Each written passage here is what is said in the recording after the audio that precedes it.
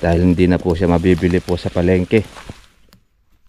Lalo na po pag mababa ang presyo ng kalamansi, hindi na po pinapansin po yung mga hinog. Ang kumukuha po niyan ay yung pong mga naglulugaw sa lugawan, bentang-benta yan kasi yan lang po ang mura. Tsaka po doon sa mga nagkakalamansi juice, yan.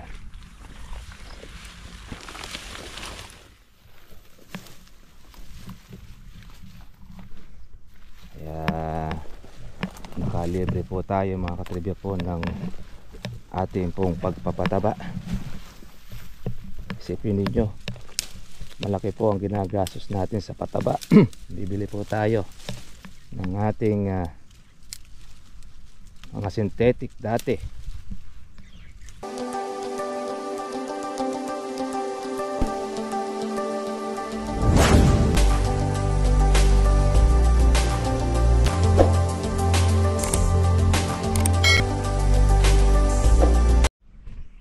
Kumusta na po kayo mga katribya at welcome po sa aking YouTube channel. Magandang umaga po sa lahat po ng ating mga subscriber. Pati na rin po sa ating pong mga bagong nakakapanood ito pong ating pong vlog. Ngayong umaga mga katribya po ay tuloy pa rin po yung ating paglilinis sa ating kalamansian, pag-aalis po ng ating mga damo at saka po ng baging. Ngayon ang nakakatuwa ito mga katribya ay dahil meron na po tayong libreng abono. Yan. Alam nyo mga katribya, ang ating pong kalamansi na mga hinog na nalalaglag po sa puno, ito yung ating libreng pataba, organic fertilizer, na kung saan ito ay inaalis ng ating mga kababayan. Ito po ay talagang pinapipitas. Yan. Kasi kung halimbawa mga katribya na ito pong ating pong hinog, ito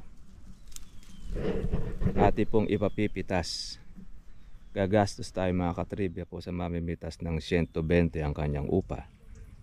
Tapos mabibili lang doon sa palengke o doon sa bagsakan, kukunin po ng ahente ng 80 o kaya palagay mo na 100, yun po ang ating dilaw. Hindi ibig sabihin lugi ka pa dahil nag-abonado ka pa ng 20 pesos doon sa pumitas kung pukunin o pipitasin itong ating reject. Ngayon, ang ginawa po natin, hindi po natin ito pinitas sa mamimitas, kundi bagkus ito ay nayaan po natin siyang malaglag doon po sa puno para meron tayong libreng pataba. Yan lang po mga katribya po yung ating ginagawa kapag ka po ang kalamansi ay sabay-sabay na mayroong bunga at panahon po ng tagulan, pinapakain po natin siya ng galing din po sa kanya. Yan. Yung ating organic fertilizer na siyang complete ito para po yung ating mga kalamansi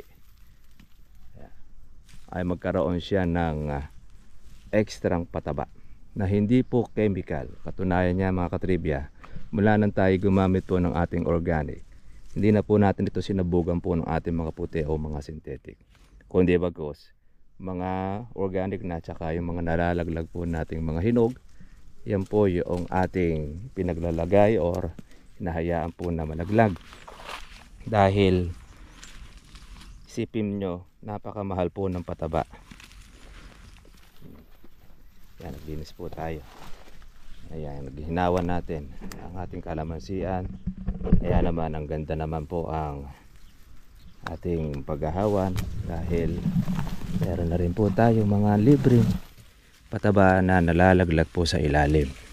Ayan. Actually, kahit din naman natin ito pitasin, pagka po sa tagal na rin po ng bunga at ng kanyang pagkahinog, nalalaglag na. Kaya lang, pinipitas lang po natin siya para po makatipo sa mate, para po matira po yung ating mga berde. Pero pag napitas na po natin itong ating kalamansi, yung mga kahihinog lang, yan po ang ating magiging reject. Pero yung pong mga pongkan gaya nito, panglaglag po talaga ito. Yan, dahil hindi na po siya mabibili po sa palengke. Lalo na po pag mababa ang presyo ng kalamansi, hindi na po pinapansin po yung mga hinog. Ang kumukuha po niyan ay yung pong mga naglulugaw sa lugawan, bentang-benta yan kasi yan lang po ang mura. Tsaka po doon sa mga nagkakalamansi juice, yan.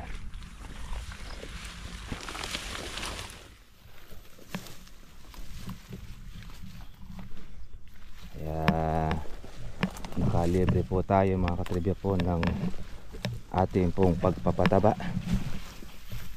Isipin ninyo, malaki po ang ginagastos natin sa pataba. Bibili po tayo ng ating mga synthetic dati po mga katribya po. Ang ating kalamansi, buubos tayo rito ng 10 bag sa ating mahigit na 500 na puno para po malagyan po natin itong ating kalamansi, dahil ito nasa 7 taon na ito. Doon sa kabila naman na matanda natin, nasa 9 hanggang sa 10.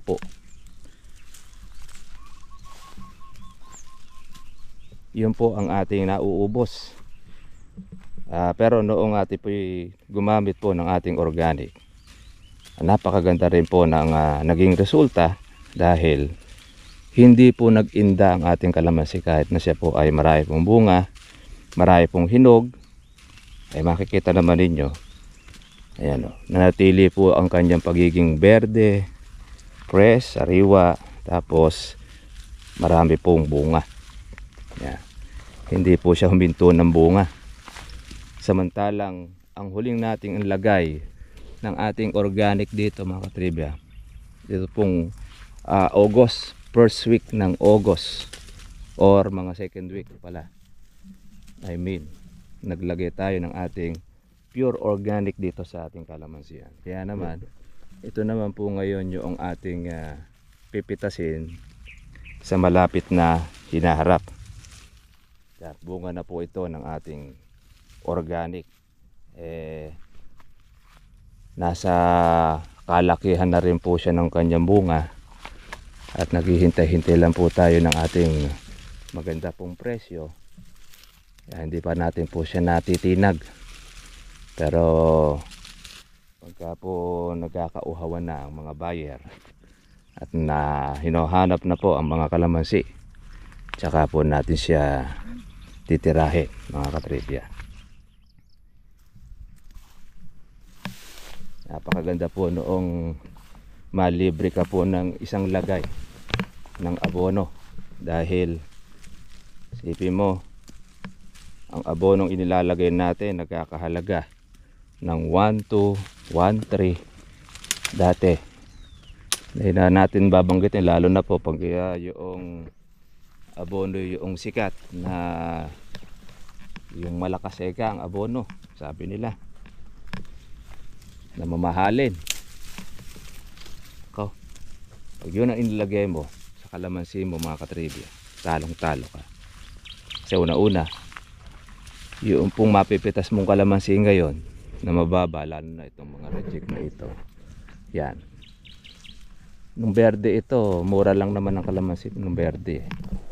Yung upa mo ng pitas, gagastos ka, napakainin mo siya, imamimitas, mamimeriendahin mo, plus yung upa nila, halos ang matitira lang po sa iyo 200. Sa 200 na iyong magiging neto doon po sa inyong kalamansi, kung ikaw ay gagastos ka ng pataba ng 14 o kaya 10, kung ito ay 1.4 na lang, pagka yung magandang klase ng abono gagamitin natin, 14,000 na yon. Sa 14,000, noong ang mga dilaw na ito mga katribya po ay magneneto kang 200, o de magkano na lang yon? Ilang red bag ang pipitasin mo para makabuo ka ng 14,000? Kayo po ang tumuwid. Di ba't napaka menos na hindi ka makapaglagay ngayon ng abono dahil puno ng bunga o maraming bunga siya ng ating pong mga reject. Nalibre ka ng isang lagay na pataba. At hindi naman po ininda ng ate pong kalamansi. Kasi meron kasi mga nagsisipagsabi, pagka raw ang kalamansi ay marami pong nahinog sa kanyang puno at hindi pinitas, ay iindahin ng puno. Alam nyo mga katribya, tama naman yon kung ang kalamansi ninyo ay puro synthetic ang inyong nilalagay. Kapag ka puro pataba na synthetic, kagaya ng mga nakasanayan natin, mga puti lalo na, ay masasaktan talaga kalamansi ninyo. Kaya yan po yung kadalasan nating sinasabi na wag natin siyang tutukulin o pahihinugin sa puno yung kalamansi kapag ka maraming bunga, kasi synthetic po yung ating ginagamit. Pero pagka po mga katribya po, yung sa organic, iba pala. Kahit pala siya marami pong bunga, marami siyang reject, makikita ninyo ang ating kalamansi, nananatili po siyang malaki ang bunga. Ayan, may comparison na tayo. Yung pong ating kapitbahay, actually konti na lang halos po ang ating hinog dito dito sa lugar po natin itong kalamansi. Alam niyo kung bakit? Yung kasing unang malalaki nito naduwit na ng mga impacto, o kaya ito konti na lang itong ating pinipitas para po do sa pataba ng ating kalamansi. Yan, nakita nyo po do sa ilalim. Yan. Biro mo, katumbas po dyan 1/4. Hindi ka na bumili ng pataba at organic pa. Kagandahan yan, hindi ka na, kahit na hindi ka na magsabog ng tayo ng manok o kung ano-ano pa man, yun lang po mismong buga niya mga katribya, ay malaking tulong po nito sa inyo pong kalamansi yan. Kaya may papayo po natin sa inyo mga katribya, yung pong mga hinog, lalo na po yung mga dilaw na, palaglag nyo na lang po sa mga mamimitas para meron kayong ekstrang pataba. Sayang kasi mo sa merkado, sa bilihan 80 hinog 100, bakit pipitasin mo pa? Dahil lugi ka pa sa pagpapaupa mo ng pitas. Kung ang gawin mo kaya mo na lang siya pong malaglag po sa puno. Di at least magkakaroon po ng extra pataba ang inyo pong kalamansi na organic. Doon sa mga katribya natin na gusto po yung ganung pamamaraan, technique, ayaw nyo naman, wala naman po tayong pilitan.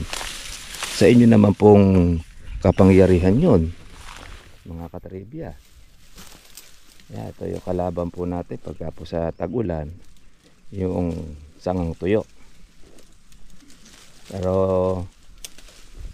nang tayo po ay makagamit ng ating bagong abono, konti na lang po itong ating inaalis. Hindi naman natin sinasabing totally na hindi po mawawala ang ating mga punggos, kundi bagos lumalakas at tumatatag po ang ating mga puno kapag po organic yung ating ginagamit. Kaya lang siyempre hindi po yung organic po nating nakasanayan na tayo ng manok. Akala siguro po ng ating po mga viewers, yung binabanggit po nating organic ay yung gaya ng tayo ng manok. Hindi po yun, kundi bagos ang organic natin, yun nga po yung kay Sir Marvin na ating bagong natuklasan na maganda pong abono na ating pong gamit. Wala nang tayo po ay makatesting po niyan, wala na po tayo iba pong ginamit dito kundi yung organic po niya. Kaya lang siyempre yung iba nga lang po mga katribya na malayo sa Luzon, lalo na po sa parte po ng Visayas, pati na rin po sa Mindanao, pinatatanong sa atin kung magkano po ang shipping noong pataba. Nako, mapapamahal kayo dahil per kilo ang shipping po ng, lalo na kung sa Shopee yan o sa Lazada o ano pa man, per kilo ang babayaran. Kaya kung meron po kayong sasakyan pang pick up, pwede nyo po siyang sadyain para po masubukan ninyo. Yun po sinasabi natin na ito, hindi lang naman po ito kwento lang, kundi bagos ito ay reality. At nakikita naman ninyo sa video kung paano po ang dami ng bunga ng ating kalamansi, na hindi po nangyari to noong synthetic pa rin ng ating ginagamit. Pero nung nakagamit po tayo nito, kaya po namin sinasabi po sa inyo para at least meron kayong idea. Dahil nung sinabugan natin ito ng abono, talagang binilag po natin para makita po yung resulta. At yung resulta na maging maganda, maayos, ayan o. Meron na tayo pitasin, meron po tayo pa pinalalaki pa. Maganda. Tayo naman kasi mga katribya, yung pong mga nag-aalok po sa atin na maganda yung kanilang abono, maganda yung kanilang pong foliar, welcome naman po silang magpa-testing, magpasubok. Okay naman nyo, tinatanggap naman po natin sila. Kaya lang, pagka po meron na tayong na-testing at mahusay dan po sa ating kalamansi na ating pong ginagamit na, di na po tayo halos nakapagpapatesting pa sa iba. Kasi para testing mo iba ay meron ka ng hiyang at magandang abono na ginagamit mo. Diba? Di parang kuha na lang po yun.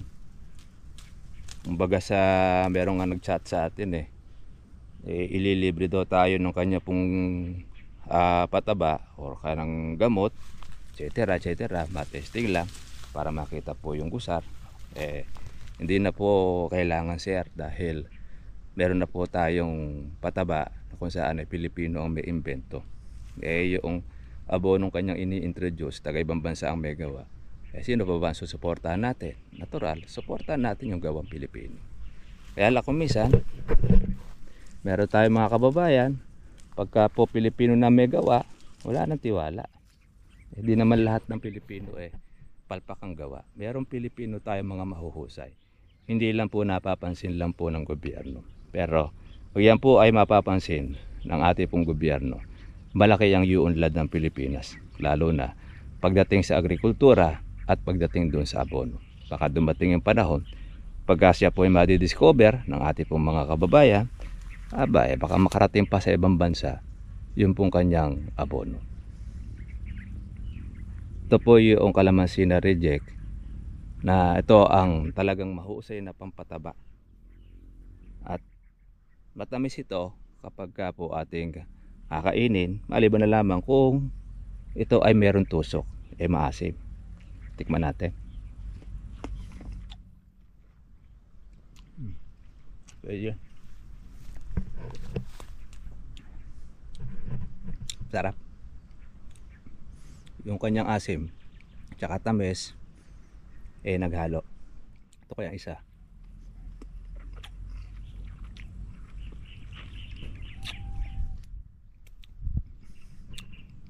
Maasim. Kaya po natin kinakain na pati po balat. Matagal magtanggal ng balat yun, susubo na lang natin.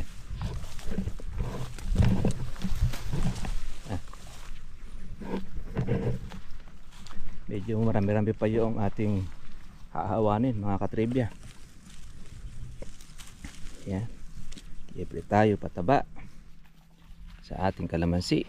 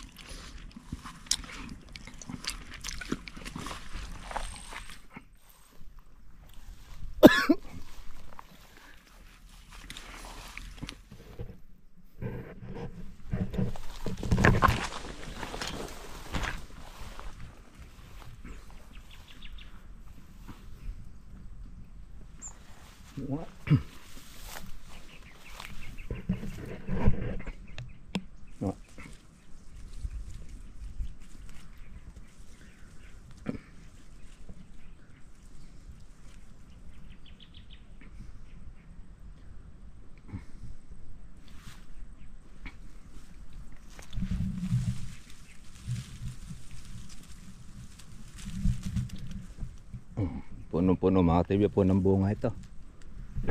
Ayan, oh. Marami rin tayo rito pang December. Pero po yung ating itasin, bilad na. Marami. O nga, oh. Yan po mga katribya po sinasabi natin na bunga po ng ating organic. Magsasampung taon na ito, pero hindi po siya tumayog. Kung kasi siya mga katribya, lagi pong meron siyang dala-dala pong bunga. Ang ganda po ang naging resulta sa ating kalamansi. Kaya nga po yung hinog ang tagal po niyang malaglag. Hindi pa natin po ilaglag hindi pa siya malaglag, nakapit. Hindi pa natin ito mga katribya po yung spray po ng foliar itong ating kalamansi na ito. Saka ang ganda po niya magpalaki ng bunga. Kaya malaki ang may menos natin. Ngayon sasabihin nung iba, talaga naman kakatribya maraming bunga kalamansi ngayon kasi tagulan. Tama naman po na marami pong bunga ang kalamansi ngayon. Kaya lang, syempre, iba na rin po yung sunod-sunod ang bunga. Magaya itong sa atin, sunod-sunod ang bunga, may November, meron tayong pang Disyembre, at susunod naman, pang January. Yung mga maliliit, yung mga gasaresa. Ito. Baka makuha na po yan ng December or January yung ilalabas sa bulaklak. Tapos yung mga bukong mga maliliit, kaya lang ngayon tumitira na rin po yung mga insekto at mayroon na siyang may sira yung iba. Kaya rin din naman lahat dahil marami naman po siya yung buo. Ayan.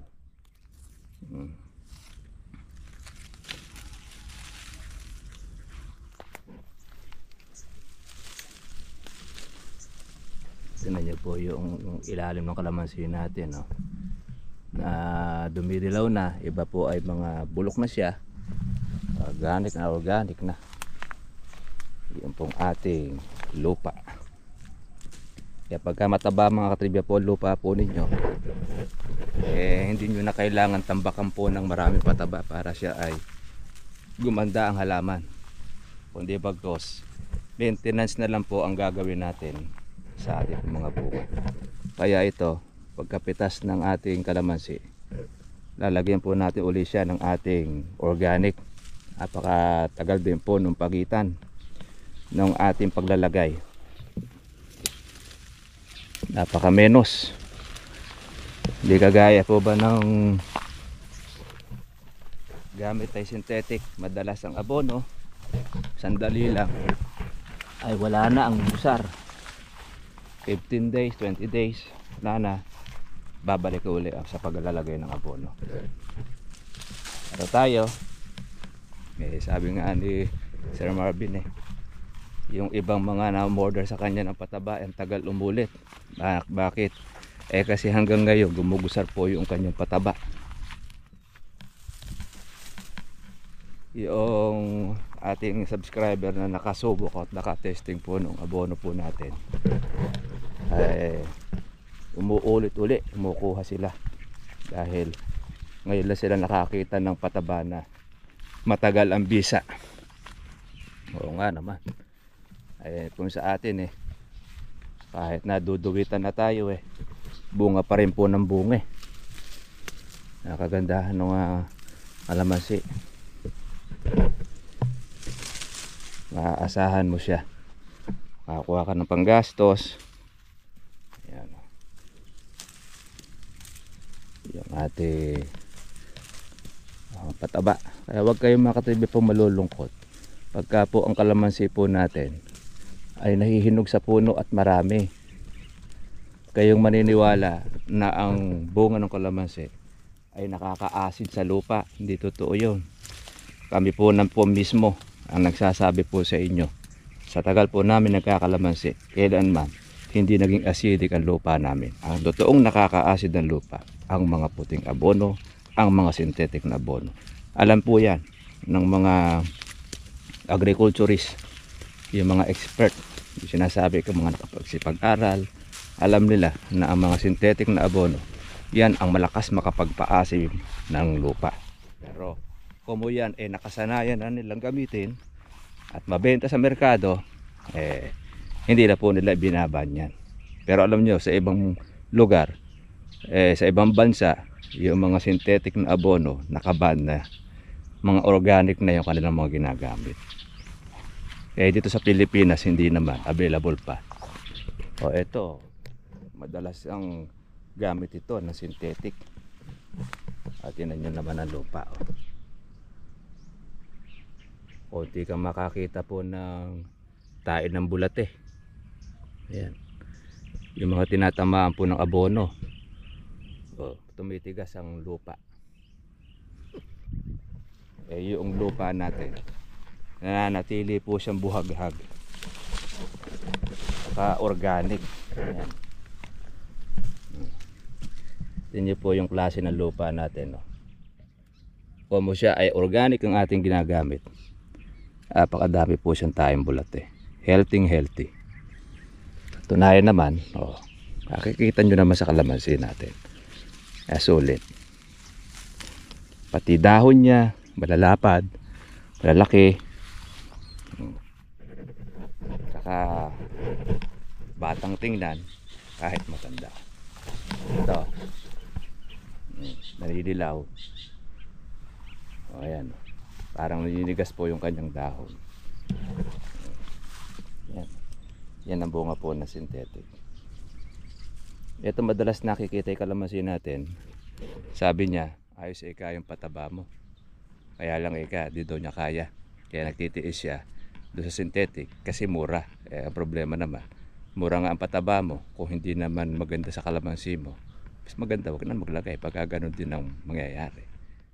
Kaya nga tayo naglalagay ng pataba para gumanda sa kalamansi. Kung hindi naman gumaganda, di nagsasayang ka lalo ng pera.